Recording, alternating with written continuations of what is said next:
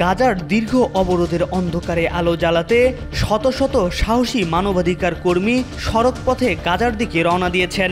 তাদের মূল উদ্দেশ্য হল প্রতীকী এই অভিযানের মাধ্যমে গাজার উপর আরোপিত অবরোধ ভাঙা এবং আন্তর্জাতিকভাবে সচেতনতার সৃষ্টি করা। ফলে এই বহর শুধু একটি যাত্রা নয়, বরং মানবতার প্রতি এক অবিচল সংকল্প।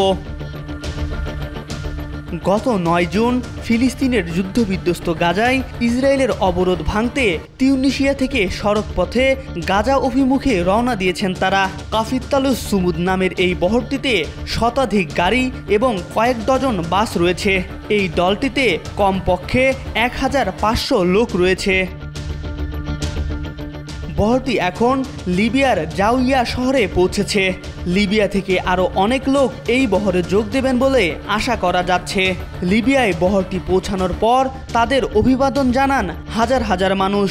এছাড়া বহরের গাড়িগুলোকে নিরাপত্তা দেয় সেখানকার পুলিশ। 12 জুন লিবিয়া থেকে বহরটি মিশরের কায়রোতে যাওয়ার চেষ্টা করবে। এরপর আগামী 15 জুন গাজা সীমান্তবর্তী রাফা ক্রসিংয়ে পৌঁছাবে।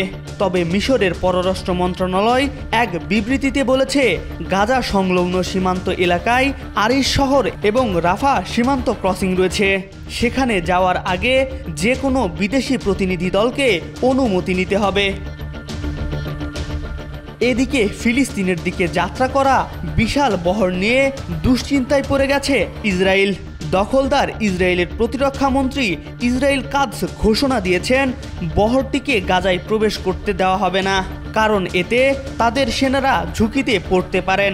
ফলে বহরটির যাত্রা আটকাতে মিশরের প্রতি আহ্বান জানিয়েছেন তিনি। দখলদার ইসরায়েলের 20 মাসের যুদ্ধের কারণে গাজায় খাদ্য সংকট দেখা দিয়েছে।